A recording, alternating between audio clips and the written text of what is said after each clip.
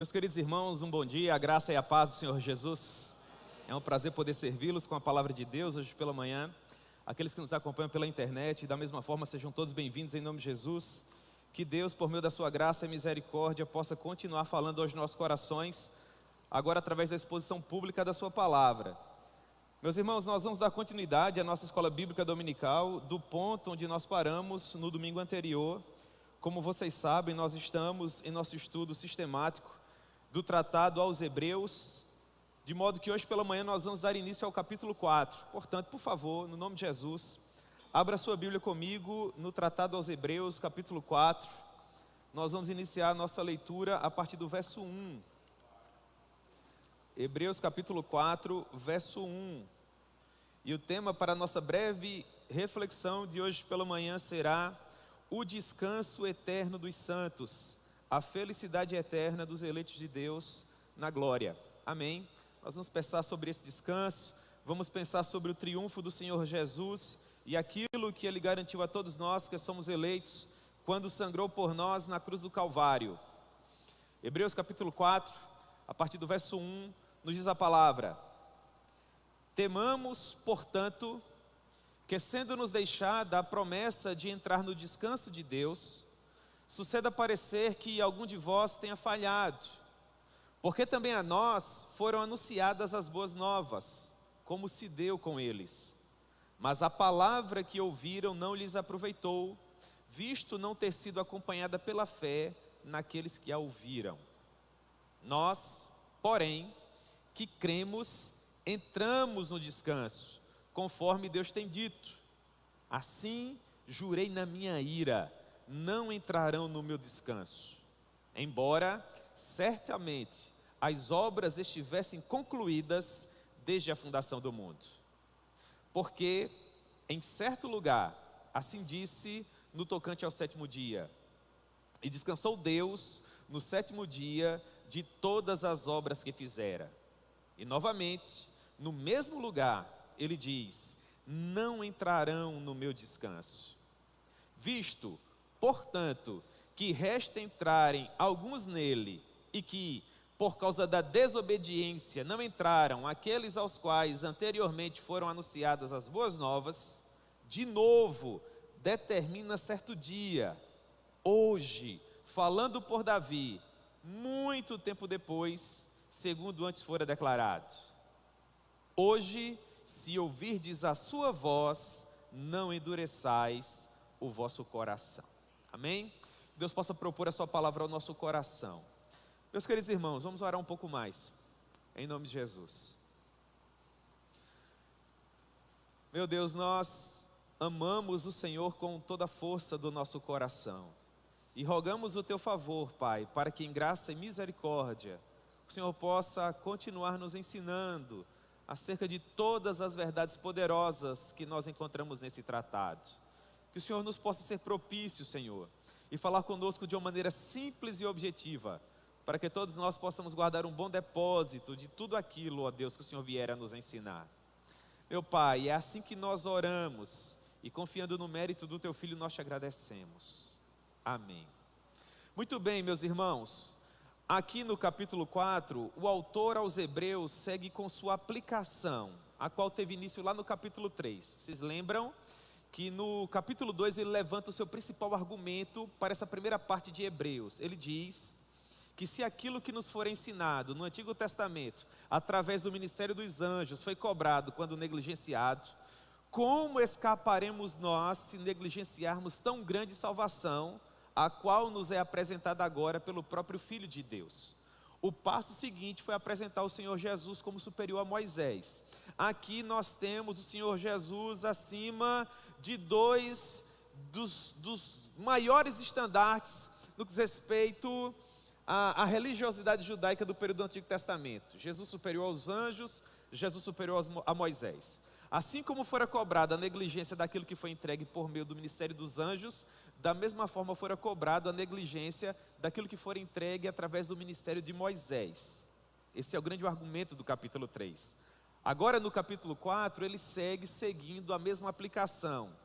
Se as pessoas quando desobedeceram a Moisés foram cobradas, muito mais cobradas serão aquelas que desobedecerem ao Senhor Jesus, porque o Senhor Jesus, obviamente, é superior a Moisés. Portanto, tendo ele explicado a superioridade de Cristo em relação a Moisés, bem como o que pode acontecer caso um e outro sejam desobedecidos, há um fator que tem a ver com a desobediência relacionada a Moisés, assim como há um fator relacionado à desobediência ao Senhor Jesus. Agora, o autor desse tratado segue explicando sobre a triste situação daqueles que foram direcionados a princípio por Moisés, a seguir por Josué. No capítulo 4, Jesus vai aparecer como superior a Josué. E aqui, quem escreveu esse documento, ele tem a ambição de nos ensinar o que aconteceu com aqueles que desobedeceram esses homens. Eles foram retirados do Egito através da mão poderosa do Senhor, eles foram liderados no deserto, até que finalmente chegaram à fronteira da terra prometida. Deus constituiu espias para visitarem aquele lugar, eles viajaram por toda a extensão daquela terra, e quando eles finalmente retornaram, 2 deles, aqueles que de fato depositaram confiança, aqueles que foram levantados por Deus para implementar na terra os valores do seu reino, afirmaram para aquelas pessoas: a terra é nossa, a vitória nos está garantida. Do ponto de vista humano, no que diz respeito às filosofias humanas, às ciências modernas, o poder do nosso braço, a força do nosso intelecto, de fato nós não conseguiremos. Porque se comparados aos inimigos que nos aguardam, de fato nós somos como que gafanhotos. Mas aquele que nos fez a promessa é fiel. Nos levantemos, triunfaremos, a terra será nossa, o nome do Senhor será glorificado. E aquelas pessoas precisaram ponderar se deveriam acreditar na palavra desses homens, estes levantados por Deus, ou na palavra daqueles que disseram: não, na verdade nós não conseguiremos, nós não triunfaremos, não há força suficiente nele para cumprir com a sua palavra, ele não conseguirá vencer os inimigos que nos aguardam, não há força suficiente, não, nós sucumbiremos, nós ficaremos pelo caminho. Esses foram afetados pela incredulidade, e por terem sido afetados pela incredulidade, infelizmente ficaram pelo caminho, e os seus corpos caíram no deserto. Portanto, com isso em mente, o autor inicia o capítulo 4. O desejo dele é que nós façamos uma reflexão profunda agora. Nós, à semelhança dessas pessoas que outrora caminharam naquele deserto de areias escaldantes, também somos peregrinos. E nós estamos em peregrinação em direção à nossa amada Jerusalém Celestial. O nosso general, aquele que marcha à cabeça da nossa coluna, ele já espiou a terra. E ele já retornou dizendo que a vitória é nossa, que o caminho nos está aberto, que ele nos colocará lá. Jesus é o nosso grande Josué, Jesus é a nossa salvação, é o general que marcha à nossa frente, que vence os nossos inimigos e que nos coloca na terra prometida. E ele está dizendo: confie na minha palavra, triunfaremos, venceremos, nós entraremos no descanso. Contudo, infelizmente, mesmo com palavras tão apropriadas, há pessoas que andam desanimadas, desmotivadas, que correm o sério risco de infelizmente ficar pelo caminho. O autor desse documento, ele nos leva a essa reflexão. Ele diz: vocês são peregrinos da mesma forma. Assim como essas pessoas, vocês estão prestes a entrar na terra prometida, mas há incredulidade no coração de alguns. Então ele nos traz uma palavra de encorajamento. Esse é o cerne de Hebreus. Vocês lembram? Ele levanta uma tese argumentativa e com base nela ele nos encoraja. As pessoas que receberam esse documento estavam desencorajadas, desmotivadas, elas estavam pensando em desistir. Esse documento, esse tônico, esse documento, esse lenitivo, esse bálsamo para a alma que reorganiza as nossas ideias, que restabelece as nossas forças e nos garante condições suficientes para continuarmos. Então ele diz, com base no verso inicial, Hebreus capítulo 4, verso 1, ele diz: temamos, portanto, que sendo-nos deixada a promessa de Deus de entrar no descanso, suceda parecer que algum de vós tenha falhado. O primeiro ponto que deve nos chamar a atenção aqui é essa expressão, temamos. temamos. A palavra que o autor desse documento usou, na língua em que esse documento foi escrito, a palavra phobel, é a raiz etimológica da palavra fobia em língua portuguesa. Que seria uma espécie de medo que nos ataca, um terror que de fato nos aterroriza, é aquilo que nos enche de pavor. Portanto, quem escreveu esse documento está dizendo o seguinte: eu quero que vocês façam uma análise daquilo que aconteceu com os incrédulos, que não acreditaram em Josué, que não acreditaram em Caleb. Eu quero que vocês gastem segundos preciosos das vidas de vocês, imaginando por cerca de 40 anos aquelas pessoas andando em volta, sem destino, naquele deserto de areias escaldantes, vendo toda aquela geração perecer e ser sepultada ali. Milhares e milhares de pessoas que saíram do Egito, mas que não entraram na terra prometida por falta de fé, pereceram por causa da incredulidade. Olhem para eles nesse momento e temam, para que a mesma coisa não aconteça com vocês. Temamos, portanto, que nos seja deixada a promessa de entrar no descanso. Meus irmãos, o bem mais precioso que nós temos é a nossa alma eterna. É dela que nós precisamos cuidar. Nós observamos à luz das Escrituras aquilo que aconteceu com todos aqueles israelitas que saíram do Egito através de braço poderoso. E nós precisamos fazer essa análise. Nós não podemos viver de uma maneira tão desencorajada, tão desmotivada, a ponto de não desejarmos a nossa Jerusalém celestial suficientemente. O pior mal que pode acontecer a qualquer ser humano é o fato dele não desejar a glória suficientemente. Nós precisamos voltar para casa, irmãos. O nosso lugar não é aqui. Não há esperança para aqueles que ficarem pelo caminho. O nosso general já nos tirou do Egito, nós já somos peregrinos. Nós não temos mais lugar para onde retornar e não podemos mais ficar aqui. Só há uma única opção para o nosso exército: nós precisamos marchar. Nós precisamos continuar, irmãos. Nós precisamos temer a mínima hipótese de não entrarmos no descanso que nos foi prometido. E isso apenas acontecerá se não houver perseverança suficiente em nós. Porque aquele que nos fez a promessa é fiel. Se Ele disse que nos colocará, inevitavelmente Ele vai nos pôr ali. Nós precisamos nos importar mais com essa verdade e aspirar chegar nesse lugar. Porque, por mais que nos dias atuais muitas pessoas não se importem com isso, façam pouco caso dessa peregrinação. O fato é que muito em breve, a frustração por não entrar nesse descanso provocará choro e ranger de dentes. Por isso nós precisamos ouvir com ouvidos solenes a palavra que diz: tenham cuidado, vocês são peregrinos, vocês são forasteiros. Quando o grande dia de atravessarmos o nosso Jordão chegar, nós precisamos estar preparados para tomar posse da nossa herança para a maior glória de Deus. Contudo, se infelizmente isso não vier a acontecer, nós temos que ter cuidado para não parecer que algum de nós tenha falhado. A expressão aqui, às vezes é difícil de ser compreendida. Ele está dizendo o seguinte: temamos, portanto, que, sendo nos deixada a promessa de entrar no descanso de Deus, suceda parecer que algum de vós tenha falhado. A expressão para falhar é uma expressão muito interessante, vem do termo grego histerel, que significa não encontrar mais forças em você mesmo. Falhar em fazer parte do grupo e por causa disso ser deixado para trás na corrida. Histerel aponta para aquele que falhou em alcançar o objetivo que lhe havia sido proposto. É aquele que infelizmente não conseguiu chegar ao fim.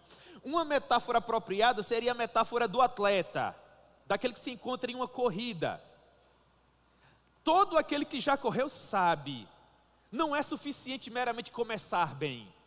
Quem começa bem não garante absolutamente nada. Você precisa começar bem, é sua obrigação, mas sobretudo você precisa terminar bem. Quem fica pelo caminho não ganha nada. É falácia, no final da corrida vai aparecer inúmeros corredores dizendo: eu comecei muito bem, lá pela metade da corrida eu encabeçava, eu liderava a minha categoria, mas eu calculei mal e fiquei pelo caminho. Não justifica, irmãos. Há muitas pessoas que começaram muito bem, há muitas pessoas que marcharam em determinado momento da sua jornada na cabeça da coluna, quase ao lado de Emanuel, mas se deixaram sucumbir e ficaram pelo caminho. Essas pessoas, infelizmente, não chegaram ao final. E aqui nós chegamos em uma reflexão teológica que é muito importante, porque a soberania de Deus não interfere na responsabilidade humana. Deus é soberano quanto à salvação. Aqueles que receberam uma fé genuína, salvífica, esses ficarão pelo caminho, esses chegarão ao final, melhor dizendo. Mas aqueles que não receberam essa fé genuína, aqueles que não receberam soberanamente essa fé salvífica de fato, estes ficarão pelo caminho. Eles podem até começar muito bem, eles podem desenvolver inúmeros projetos, passar muitos e muitos anos em comunidades de fé semelhantes a essa, mas infelizmente eles vão cansar, e vão se desmotivar, e vão ficar pelo caminho, assim como os israelitas. Significa dizer que Deus falhou? Significa dizer que não houve poder suficiente em nosso Pai para nos colocar no descanso eterno? Não. Por isso, irmãos, a reflexão é tão importante, para não suceder que ele haja falhado. A perseverança é um elemento essencial na vida cristã. Nós, de fato, em nossa amada igreja local, adotamos e abraçamos essa doutrina. Aquele que fez a promessa é fiel. Aquele que começou a boa obra em nós haverá de aperfeiçoá-la até o dia de Cristo. Tema, se porventura não houver no seu coração desejo suficiente para chegar no final. Converse com Deus, derrame-se perante Ele e implore com toda a força do seu coração para que Deus lhe dê fé suficiente. Porque não valerá a pena caminhar apenas uma parte do caminho com Ele. Aqueles que chegarem ao final, esses de fato receberam uma fé genuína. Aqueles que porventura ficarem pelo caminho e abandonarem essa marcha, infelizmente não receberam graça suficiente. Pense no filho pródigo. O filho pródigo, ele começou a sua jornada muito bem. Havia recurso. Mas Lucas nos diz no versículo 14 do evangelho que leva seu nome, capítulo 15, que depois de ter consumido tudo, sobreveio àquele país uma grande fome, e aquele jovem começou a passar necessidade. Essa locução grega, passar necessidade, tem raiz na palavra que nós estamos estudando aqui. A palavra esterel, a palavra falhar em fazer parte, a palavra não reunir em si forças suficientes para concluir a jornada, a palavra que aponta para aqueles que ficaram pelo caminho. O filho pródigo, irmãos, começou a falhar em fazer parte do grupo que outrora lhe pertencia, e ficou pelo caminho. Portanto, o ponto principal da nossa reflexão não é necessariamente falta de esforço, porque salvação não tem a ver com esforço humano. O ponto alto da nossa reflexão é falta de fé, é falta de desejo, é falta de ambição. Como anda a sua vida? Como anda o seu relacionamento com Deus? Eu não sei, não vai lá, essas coisas. Meu irmão, você não tem ideia do que é salvação. Você não sabe o perigo que a sua alma eterna está correndo. Porque se você soubesse o que de fato aguarda você no final, você bateria no peito e diria: ó Senhor, tenha misericórdia de mim, porque eu sou um pecador. Não me permita ficar pelo caminho. Deus, eu olho para mim, eu olho para a minha teologia, e eu olho para a minha experiência, e para todo o recurso que porventura eu tenha, e eu digo para ti com toda a força do meu coração: agarre firme em minhas mãos, Senhor, não me abandone. porque em mim não há força suficiente. Nós devemos, irmãos, acordar bem cedo pela manhã, abrir os olhos e dizer para Deus com tudo aquilo que temos: não me permita falhar hoje, Senhor, vamos vencer mais um dia, me tome por tua mão direita, não me permita temer. Essa deve ser toda a nossa ambição, irmãos, o ponto alto das nossas vidas. E uma igreja verdadeiramente sensível à voz do Espírito Santo se preocupa com isso. Porque do ponto de vista humano, nós não temos ferramentas para aferir quem de fato recebeu uma fé genuína e quem não recebeu. Assim como aquele que recebeu uma fé genuína pode, em determinado momento, desmotivar-se, se encorajado, ele vai reunir força suficiente para continuar. Da mesma forma, aquele que não recebeu vai desmotivar-se em dado momento, e a igreja deve encorajá-lo da mesma forma. Permanecer nessa jornada ou não, não tem a ver com a igreja, tem a ver com a vontade soberana de Deus. Em qualquer dos casos, é missão da igreja encorajar um e outro, porque a ambição dela deve fazer tudo o possível para que todos cheguem seguros ao final. Por que é que, mesmo sabendo que a salvação é um ato soberano, nós evangelizamos toda a criatura? Porque nós, enquanto seres humanos, não sabemos quem é que vai responder de uma maneira afirmativa ao convite do Evangelho ou não. Então a gente fala de Jesus para todo mundo. Aqueles que foram comprados na cruz do Calvário, esses irresistivelmente atenderão. Quando o seu irmão estiver desmotivado, encoraje-o. E pela graça de Deus ele chegará ao final. Se não, você terá feito a sua parte. A igreja é um grande exército, constituído para lutar nas fileiras de Emanuel, em que ninguém fica para trás. O grande desejo do nosso coração deve ser levar todos até o final. Isso nos leva a uma reflexão muito apropriada do príncipe dos pregadores, Charles Spurgeon. Charles Spurgeon costumava dizer algo muito duro, mas que na minha maneira de ver é muito apropriado. A época em que ele pregava o Evangelho, segunda metade do século XIX, havia alguns pecados, semelhantes aos pecados da nossa época, que desabilitavam os ministros do Evangelho a permanecerem no ministério. E quando isso infelizmente acontecia, o ministro do tabernáculo metropolitano asseverava assim: dos dois, ou esse pobre homem não recebeu graça suficiente para entrar no ministério, ou não recebeu graça suficiente para permanecer nele. Em ambos os casos, é preferível que ele saia. O que é que está acontecendo aqui? Spurgeon está dizendo que pecado pode ser perdoado, e que a igreja deve auxiliar essas pessoas que andam desencorajadas, mas que mesmo sendo responsabilidade da igreja encorajar aqueles que se encontram cansados, ainda que restituídos, há alguns pecados que desabilitam a pessoa a permanecer na posição que outrora ela ocupava. Eu concordo com ele no sentido de que o pecado moral desabilita o ministro a permanecer no ministério. Não significa dizer que ele não vai ser perdoado, é claro que ele vai, há poder no sangue de Jesus. Mas na minha maneira de ver, humildemente falando e com muito temor no coração, eu quero acreditar que um pecado assim o desabona a permanecer no ministério.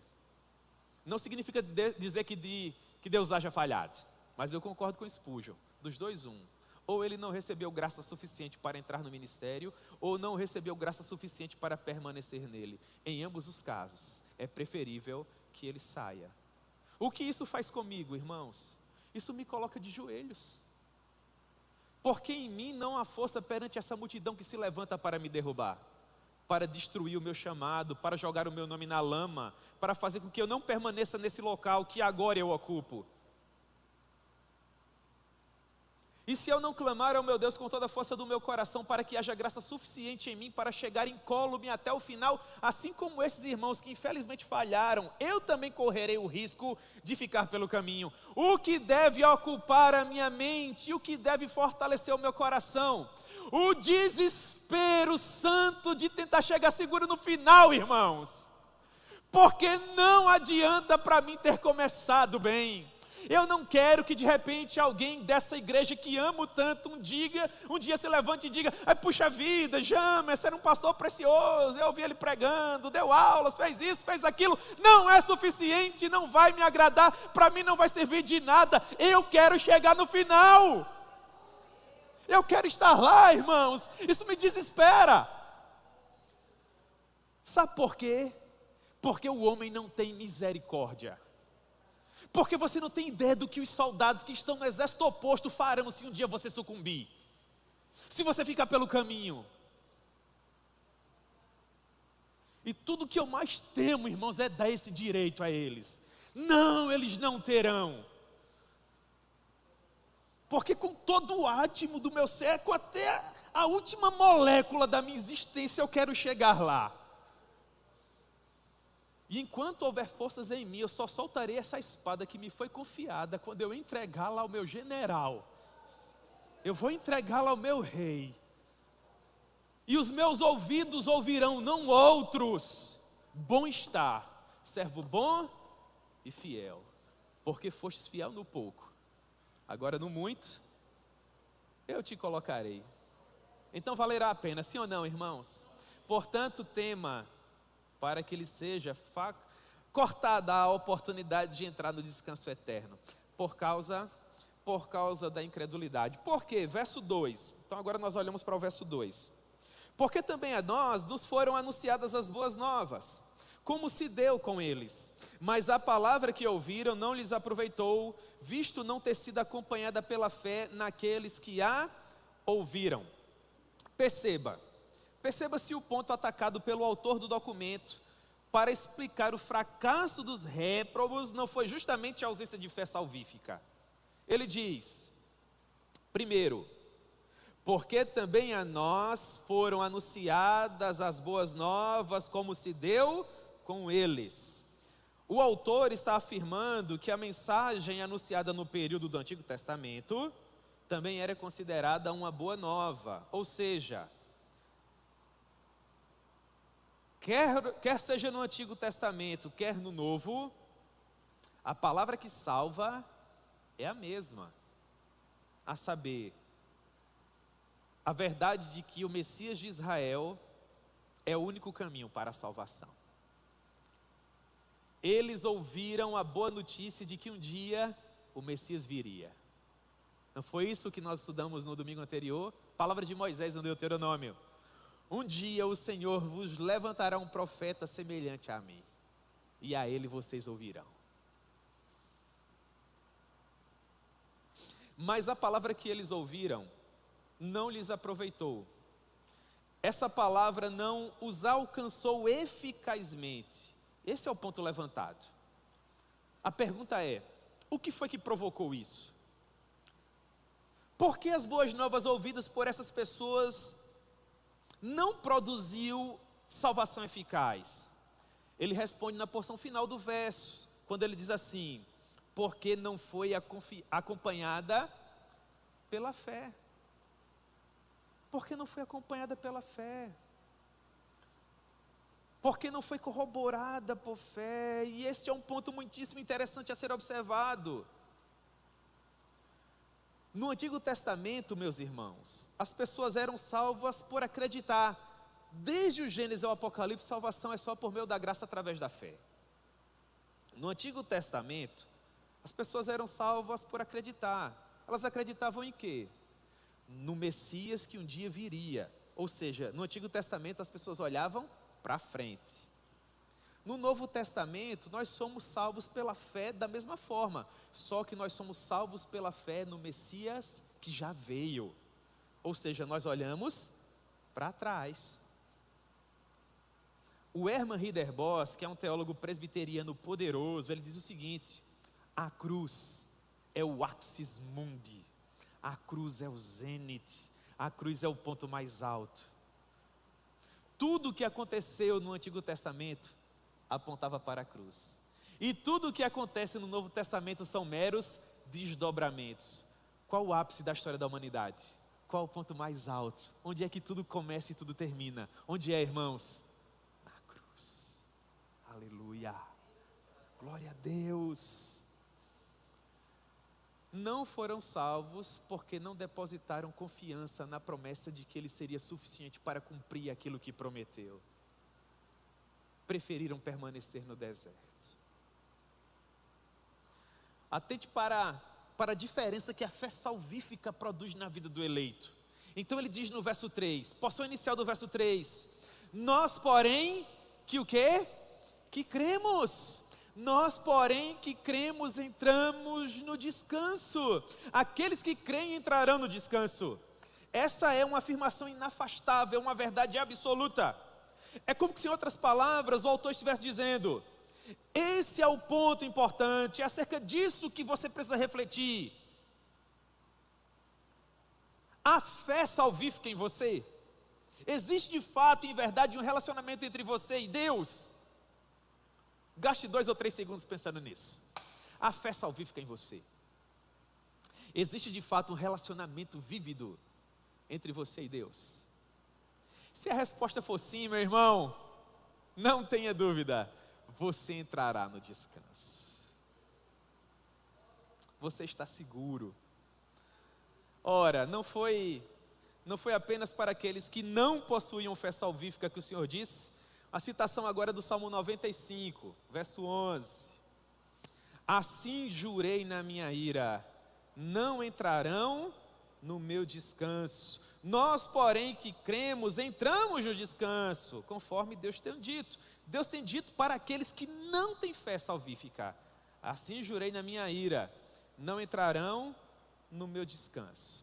Os espias, incrédulos e todos os que foram contaminados por eles, aqueles que não receberam graça suficiente, aqueles que não possuíam fé salvífica, ficaram de fora do descanso que Deus havia preparado.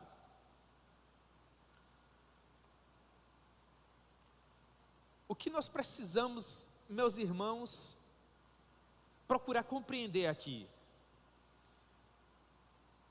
que esse descanso não tem a ver meramente com entrar naquela terra física, com aqueles limites geográficos que foram prometidos à descendência de Abraão. Entrar no descanso aqui aponta para algo que nos aguarda no final. O que significa dizer que, se você responde afirmativamente ao fato de que tem fé em Jesus, não lhe está garantido meramente um descanso aqui, a certeza de que você não está sozinho, apesar de todas as agruras e problemas que porventura possam se levantar. O que de fato faz a diferença é a certeza do descanso que te aguarda no final. Isso sim faz valer a pena, e isso sim nos faz lutar contra a apostasia, contra a possibilidade de ficar pelo caminho. Porque por mais que nós venhamos a ter qualquer espécie de conforto aqui, isso não pode ser comparado à glória que nos aguarda no final. Você não pode conformar com isso que você já tem, pelo contrário, você deve aspirar muito mais. Você precisa tentar trazer para a sua vida a experiência mística do apóstolo Paulo. O apóstolo Paulo estava lá escrevendo aos Filipenses. Que carta preciosa, não é, Filipenses? Quando Paulo escreveu aos Filipenses, Paulo já era um homem sexagenário. Paulo já tinha realizado todas as suas viagens missionárias. Paulo já tinha escrito a maior parte de todos os seus documentos canônicos. Já era o teólogo mais festejado da cristandade e provavelmente o missiólogo mais poderoso que a igreja já viu. Tudo para a glória de Deus. Paulo já tinha currículo suficiente para deitar-se em berço esplêndido e viver da glória que ele já havia conquistado, sim ou não? Claro que sim, né? Mas o que ele prefere? Ele prefere dizer o seguinte: esquecendo-me das coisas que para trás ficam, prossigo, eu quero mais. Que extraordinário, irmãos. Agora nós encontramos um homem no corredor da morte, 2 Timóteo, capítulo 4. Quem está no corredor da morte, nos dias atuais, está preocupado com a última refeição que ele vai escolher, quem sabe, com as suas palavras finais, quer seja de desagravo, quer seja de perdão, não sei. É uma situação terrível. Aqui nós temos um homem no corredor da morte. Qual a preocupação dele? Escrevendo a sua última carta para o seu principal discípulo, e ele está dizendo: venha depressa e traga meus livros, traga os meus documentos, traga os meus pergaminhos. Eu sei que vou morrer, mas até o dia chegar, eu quero mais do meu Deus, quero mais da sua presença. Meus irmãos, como isso deve falar ao nosso coração, a nós que também estamos em peregrinação, a nós que começamos a nossa jornada, a nós que saímos do Egito, leia-se, desse mundo de pecado, e que já estamos em direção à nossa amada Canaã, ao céu, ao nosso descanso eterno. Nós não podemos correr o risco de sermos tão afetados pelo conforto desse mundo, a ponto de não mais desejarmos com toda a força do nosso coração chegar seguros no final. Nós precisamos ambicionar chegar seguros no final da nossa jornada, até porque aquele que pôs a mão no arado, não lhe é mais facultado olhar para trás. Não, agora nós somos esse povo que marcha para frente. Para cada 1000 obstáculos que nós temos à nossa dianteira em direção a Jerusalém Celestial, há 10.000 à nossa retaguarda. Aqui não é um lugar de vida. Meus irmãos, nós precisamos avançar. Nós precisamos avançar. Esse povo que infelizmente não conseguiu entrar no descanso, falhou, mesmo sabendo, versículo 3, a porção final, que todas as obras para que isso acontecesse já estavam concluídas desde a fundação do mundo. Perceba, Caleb e Josué voltaram, é isso que a parte final do versículo 3 nos ensina. E eles tentavam encorajar o povo dizendo: eia, subamos, a terra é nossa, é terra larga e espaçosa, que mana leite e mel, o nosso Deus é conosco, Ele vai rasgar os nossos inimigos como se fosse um pão. O versículo 3 diz que essas pessoas ficaram pelo caminho, embora certamente as obras estivessem concluídas desde a fundação do mundo. O verso 3 está corroborando o que foi dito por Josué e Caleb. O verso 3 está dizendo: desde antes da fundação do mundo, isso é de vocês, é a vossa terra prometida, e vocês agora estão no limiar do Jordão. Portanto, atravessem. Sim, atravessem, tomem posse dessa herança. Mas há os filhos de Anak, e eles são homens gigantescos, e há cidades fortificadas com suas muralhas, e com seus igurates, e com suas torres, e suas colunatas, e o nosso exército é campesino, não temos ferramentas suficientes, mas nós não temos que nos preocupar com isso, porque a ordem já nos foi dada desde antes da fundação do mundo. Não olhem para o tamanho dos inimigos, eles já foram derrotados. Tudo que vocês têm que fazer é atravessar esse Jordão e tomar posse da terra. Irmãos, desde antes da fundação do mundo, isso já não estava determinado. Nós somos esse povo a quem foi feita a promessa. O que nós precisamos fazer? Assim como o peregrino de Bânia, precisamos atravessar esse grande rio e chegarmos às portas da Jerusalém Celestial, porque quando isso acontecer, essas portas se abrirão pelo poder que há no sangue de Jesus. Você está cansado, você está desmotivado, eu imploro a você, meu irmão, em nome de Jesus, caminhe um pouco mais, caminhe um pouco mais. Tudo o que nós precisamos fazer é nos apropriar, por meio da fé, daquilo que nos foi prometido. Já saímos do Egito, já chegamos às portas da Canaã, que Deus nos confiou, vamos avançar um pouco mais. Tudo já foi preparado para que isso aconteça. O Pai fez a sua parte, descansou no 7º dia. O Filho fez a sua parte na cruz do Calvário e descansou, assentando-se à destra do Pai. Tudo está preparado, a mesa está posta. Então vamos avançar. O verso 4 diz: porque em certo lugar, assim disse no tocante ao 7º dia, e descansou Deus no 7º dia de todas as obras que fizera. Há um comentarista do Novo Testamento que diz que, quando falamos que Deus descansou, com isso não temos a intenção de dizer que Ele saiu de férias, ou que Ele suspendeu os seus cuidados do nosso mundo. Não, irmãos, a situação aqui é outra. Após ter feito tudo aquilo que Ele precisava fazer, Deus agora controla tudo de forma absoluta. através de uma soberania que é inquestionável. Aquilo que Ele iniciou já está concluindo na eternidade. E nós estamos vivendo esses desdobramentos. Sabe por que Deus descansa? Porque não há nada que possa interferir aquilo que Ele já determinou. Ele pode se assentar e descansar, porque Ele não tem inimigo à altura. Aquilo que Ele determinou acontecerá. O mesmo acontece com a suficiência da nossa salvação. O nosso Josué, o nosso general, já venceu. Já conquistou o que era devido na cruz do Calvário, e por causa disso Ele se assentou à destra do Pai.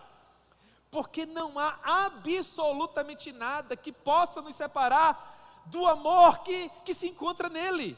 Não há absolutamente nada, nós estamos seguros, e por causa disso nós também podemos descansar. O que não significa dizer que nós vamos estar isentos de lutas, de batalhas, de aflições, de tribulações, absolutamente. Isso foi dito. Que no mundo nós teríamos aflições, mas pode descansar. Porque as lutas do tempo presente não podem ser comparadas com a glória que nos aguarda no final. Você percebe que Romanos capítulo 8 é sempre escrito em termos absolutos? Não há termo, não há condição, só há certeza. Ele diz: as lutas do tempo presente não podem ser comparadas com a glória que nos aguarda, que nos está garantida, que nos está assegurada no final. Qual o objetivo desse tratado? Qual o objetivo de Hebreus? Qual o objetivo da exortação que começa no capítulo 3 e segue pelo capítulo 4? É encorajar você a continuar, meu irmão. O que Ele está querendo? Que você olhe para os seus irmãos que caíram no deserto e que por causa da incredulidade não entraram na terra prometida, e diga com toda a força do seu coração: eu não quero que isso aconteça comigo. Tudo que eu preciso para vencer já me foi garantido, o meu Deus já descansou, o meu Senhor Jesus já está sentado à sua destra. Tudo que eu preciso fazer é confiar na palavra que Ele me deu e avançar. Nós precisamos avançar, mas isso só é possível, irmãos, por meio da graça. E eu quero acreditar que é justamente por causa disso que, infelizmente, muitas pessoas ficam pelo caminho. Por quê? Agora nós vamos voltar ao quadro dos espias retornando, após aqueles dias de peregrinação. Eram quantos espias ao todo? 12. Muito bem. Quantos voltaram encorajados? 2. Em termos percentuais, é uma coisa muito forte, assim, é muito, do ponto de vista humano, a possibilidade de fracasso é muito grande, não é? Porque imaginem vocês, imaginemos que a nossa igreja tem um desejo de expandir, e nós vamos plantar uma congregação no sertão, mais uma, né? Inclusive, irmãos, abrir um parênteses aqui, nós estamos precisando de alguém que desenhe um projeto para a igreja lá de Itaporanga. Faz uns 2 meses que João Neto não sai do meu pé ligando para mim porque ele quer começar a construir, e o pastor Rony não quer naturalmente que ele construa de qualquer forma, né? A gente quer aproveitar bem o terreno. Então nós tivemos a ideia de desenhar o futuro prédio para aproveitar cada centímetro do terreno, e faz 2 meses que a gente quer desenhar essa igreja, e nada desse desenho chegar, e o João Neto está assim, acelerado. Então orem por mim aí, daqui a pouco eu vou fazer o desenho e mandar. Faz assim, João, né? Mas não vai ficar tão bom não. Deus vai levantar a pessoa apropriada. Amém, irmãos? Então, pois bem, imaginemos que a gente quer uma nova congregação no sertão, a gente manda 12 irmãos preciosos para observar a terra. A gente quer expandir, quer construir. Os irmãos passam alguns dias lá, depois retornam. 10 irmãos falam o seguinte: rapaz, não vai dar certo não. Por isso. E 2 falam o seguinte: rapaz, vai dar certo. Tem essas dificuldades todas aí, tudo isso é verdade. Mas vamos, que mesmo tendo toda essa dificuldade, no final, vai dar certo. Pensando do ponto de vista humano, o que é mais confiável, o que é preferível, o que é mais seguro? Confiar na palavra dos 10 ou confiar na palavra dos 2? O que é que vocês acham? E aí? Do ponto de vista humano, confiar na palavra dos 10. Mas do ponto de vista da loucura da palavra de Deus, é melhor confiar? Porque, convenhamos, é loucura, sim ou não? Vamos! Mas lá não tem gigantes? Tem, mas se preocupa não, gigante também cai, né? Mas lá não tem muralha? Se preocupa não, Deus tem poder para derrubar a muralha. Ah, mas na boca é fácil, eu quero ver na hora. Derruba ou não derruba, irmãos? Meu Deus do céu. Qual a grande dificuldade aqui? É tomar uma decisão com base no crivo do mundo ou através dos olhos da fé. Há um remanescente fiel que está dizendo: você não está perdendo a vida coisa nenhuma, continua aqui. Há um remanescente fiel que está dizendo: você não está perdendo nada em não frequentar festas, em não ficar se relacionando com pessoas diversas, em não estar se prostituindo, se drogando, bebendo, fazendo tudo aquilo que desagrada ao seu Deus. Permaneça aqui, vai dar certo no final. Enquanto que é uma miríade de outras pessoas, essas muito preparadas, de um vocabulário rebuscado, com muitos documentos científicos até. E elas são mestras e são doutoras e são pós-doutoras, e elas estão dizendo: não, isso é loucura. Não há nada que garanta uma vida eterna no porvir. Você precisa aproveitar aquilo que tem de viver agora, porque os céus e o inferno, ambos são aqui. Então, vivo hoje. A quem é que você vai dar ouvidos? Em quem você vai depositar a sua confiança? Onde vai repousar a sua alma eterna? Concordo, irmão? Na glória, no céu. Então vamos nos ajuntar a essa carruagem. Por quê? Porque se nós sucumbirmos ao discurso atual, de que nós estamos perdendo a nossa vida, de que o evangelho não é verdade coisa nenhuma, de que nós somos uma massa alienada, um povo obtuso que não tem conhecimento nenhum. Ah, irmãos, nós ouviremos infelizmente o que foi dito no verso 5, onde Deus, em sua santidade, asseverou: não entrarão no meu descanso. Como deve ser duro ouvir algo dessa natureza. Se você tem confiado em Jesus Cristo, apesar de tudo mais que tem ouvido do mundo, descanse o seu coração. Porque você não tem com o que se preocupar, você não tem com o que se inquietar. Você pode lançar fora tudo quanto o mundo pode fazer contra você. Você pode enfrentar de cabeça erguida a perspectiva de perder, de sofrer e até de morrer. Porque há um descanso preparado. Quem fez a promessa é fiel. Mas se não há de fato um relacionamento genuíno com o Senhor Jesus, então há motivo de preocupação. E atentem para o fato de como isso é sério. Se há qualquer pessoa hoje pela manhã aqui, que não está seguro ainda da sua condição em Cristo, que você implore a Deus que te dê essa segurança agora. O momento é esse. Na verdade, esse é o momento mais importante da sua vida. São dois os momentos mais importantes na vida de qualquer ser humano. O primeiro momento mais importante na vida de um ser humano é quando ele nasce. E o segundo momento mais importante na vida de um ser humano é quando ele descobre para o que foi que ele nasceu. Todos os símbolos de fé, todos os catecismos têm essa pergunta já no comecinho. Qual o fim principal do homem, irmãos? Glorificar a Deus. Para que nós existimos? Para a glória de Deus. Já dizia o Jonathan Edwards, não é? Se comparado a isso, tudo mais é acessório. Tudo mais vem em segundo lugar. Tudo mais perde a importância. Você tem Deus em Cristo Jesus, então você é a pessoa mais feliz da terra, porque você tem tudo. Descanse o seu coração. Descanse o seu coração. Mas se você ainda não possui esse relacionamento, se coloque diante de Deus em oração e clame com toda a força do seu coração, dizendo: por favor, Senhor, dê-me essa fé, leve-me a esse descanso. Sabe como os puritanos no século 17 oravam? Nesse momento do sermão, eles diziam assim: ó, doce Espírito Santo, leve esse pecador até o sangue derramado na cruz. Se você for levado pelo Espírito Santo até o sangue derramado na cruz, se você colocar os seus olhos naquela cena, você nunca mais será o mesmo. Você não voltará da mesma forma. Você voltará seguro. Você lembra da cena do peregrino do Bânia? O que aconteceu quando ele colocou os olhos na cruz, irmãos? O fardo caiu. Não é fantástico? Meu Deus do céu.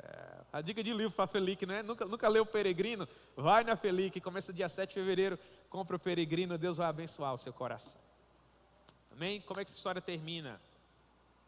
Termina com o descanso eterno dos santos, não é? Termina com a afirmação de que o Senhor Jesus, sim, é superior aos anjos, é superior a Moisés, mas Ele também é superior a Josué.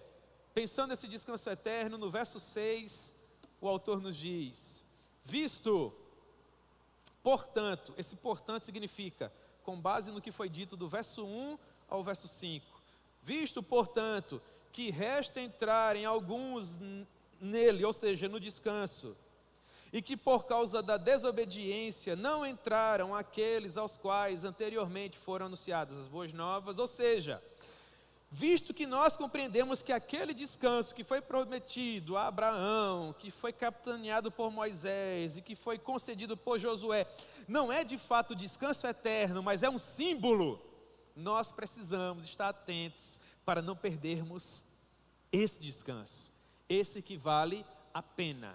E eu quero dizer para você que se você está em Cristo, esse descanso já é seu. E ele se consumará no final. E aqui reside a beleza do Evangelho, irmãos. Porque em Cristo você não tem que viver angustiado, imaginando se de fato vai entrar ou não vai. Você foi levado pelo Espírito Santo até o Calvário, colocou os olhos na cruz ensanguentada, e naquele momento teve o fardo do pecado retirado das suas costas. Não tenha dúvidas, você é uma nova criatura, as coisas velhas passaram, tudo se fez novo, você recebeu uma fé genuína e salvífica, e este que te chamou por meio da graça, neste princípio, quando você colocou os olhos na cruz, vai ser fiel para te manter seguro até o final, quando você colocar lá os olhos no trono. É fantástico isso. É a nossa maravilhosa doutrina da perseverança dos santos. Portanto, que nós possamos continuar nessa jornada, que nós possamos continuar nessa peregrinação, tendo sempre em mente o apelo solene de todo esse princípio de Hebreus, e é com isso que nós encerramos hoje. Nós compreendemos tudo isso. Nós somos peregrinos, nós somos forasteiros, nós precisamos dessa fé salvífica. Nós não podemos apenas começar bem para depois ficar pelo caminho, não. É importante começar bem e terminar bem. Alguém triste, vamos lutar para encorajá-lo. Alguém cansado, vamos lutar para animá-lo. Vamos tentar chegar todos juntos.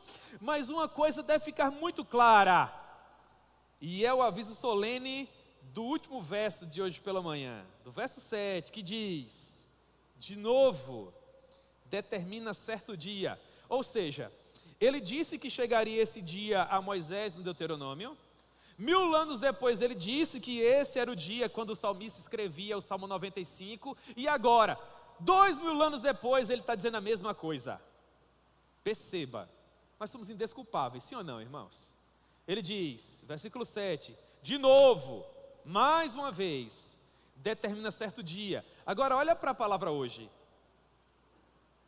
Olha com que caixa alta ela é escrita. O que esse hoje com letra maiúscula significa?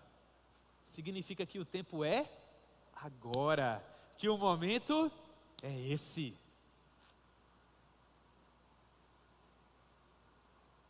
De novo, determina certo dia, falando por Davi, muito tempo depois que foi mencionado no Deuteronômio. Ele diz, nós já ouvimos esse verso tantas vezes, né, irmãos? É tanta graça, tanta graça, tanta graça. Ele diz, hoje, se ouvirdes a sua voz, não endureçais o vosso. Irmãos, a terra é nossa. Não há forças no inimigo para um contra-ataque, ele já está derrotado. nós estamos marchando em direção à batalha final, que já nos está garantida. Não há inimigo à altura, não há o que temer. Tudo que nós temos que fazer é continuar nesse campo de batalha, nessa peregrinação até o soar da trombeta final. Quando nós ouvirmos esse som, significa dizer que tudo terá terminado. Então, quando esse dia chegar, em júbilo, em meio a lágrimas, sorrisos de alegria, nós veremos o retorno glorioso do nosso Rei, com todas as suas miríades e miríades de anjos. Então nós estaremos em triunfo final. Se você está cansado, eu imploro a você, caminhe um pouco mais. Nós vamos caminhar com você. Você está desmotivado, meu irmão? Em nome de Jesus, que Deus renove as suas forças. Nós vamos chegar ao final, irmãos. Nós vamos chegar ao final e vai valer a pena. Em nome de Jesus. Vocês já imaginaram que glorioso dia será quando junto com todos nós, irmãos, comprados pelo sangue de Cristo, desde antes da fundação desde o princípio do mundo, até aquela última pessoa que será comprada por Ele e que de fato permitirá que nós possamos subir esse degrau final para nos encontrarmos com Ele, e nós estaremos finalmente todos reunidos e comemorando, irmão. Já imaginou? Olha que bênção, né? E nós nos veremos lá, e nós diremos, olha só, Nádia, Márcia, o Menig, que coisa preciosa, nós estamos aqui, nós chegamos, que bênção, não é? Edmilson, Tânia, Francimar, Sara, Francisco, irmãos, nós estamos aqui, e quem mais chegou? Olha ali, irmãos, o nosso irmão Severino, olha Geraldo, olha a Sueli, todo mundo chegando, e nós vamos, irmãos, vai valer a pena sim ou não? Eu vou ver a Raíssa, Yasmin, Davi, e também eu verei Paulo e Pedro e João, até o Tomé vai estar lá também, irmãos. Que festa preciosa. O Judas não vai estar lá. Nós vamos chegar em triunfo. Nós vamos chegar em triunfo. E eu quero, irmãos, concluir com um pensamento do pastor Russell Shedd sobre triunfo. E esse pensamento está num quadro em frente à minha mesa. Eu tenho muitos memoriais, sabe, irmãos? A minha memória não é lá essas coisas, então eu tenho que escrever. Tudo que é importante para mim, escrevi. Quando é muito importante mesmo, eu escrevo e coloco num quadro. Está num quadro. Um dia vocês forem lá em casa, né? Vocês vão ver um lugar desse tamanho que Raíssa separou para mim estudar. Para entrar eu tenho que tirar um livro, senão não me cabe. E tem um quadro lá. E nesse quadro está escrito assim: triunfo não é ausência de batalhas. Muitas vezes os soldados voltavam da batalha sem braço, pernas ou com seus olhos furados, mas voltavam em triunfo. As marcas do ministério ficarão em nossos corpos, nos nossos corações e nas nossas mentes. Mas no grande dia do Senhor, o nosso general passará em revista as suas tropas, e nós estaremos lá, feridos, marcados, mancos, sangrando, mas finalmente nós estaremos lá. Aleluia, glória a Deus, amém? Muito bem, há um descanso eterno que aguarda todos os santos, e nós estaremos lá. 3 aplicações e nós vamos orar. A primeira delas: tenha cuidado com os perigos da incredulidade, preserve o seu relacionamento com Deus.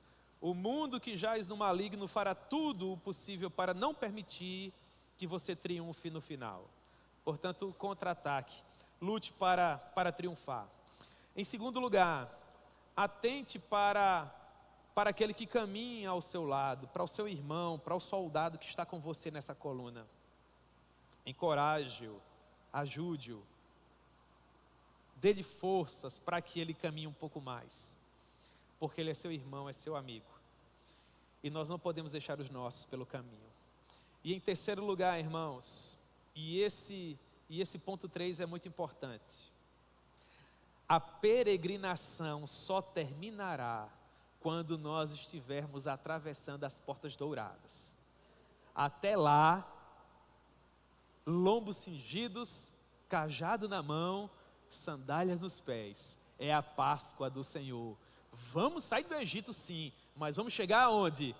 Em Canaã. Só termina quando acaba, amém? Que Deus abençoe, em nome de Jesus.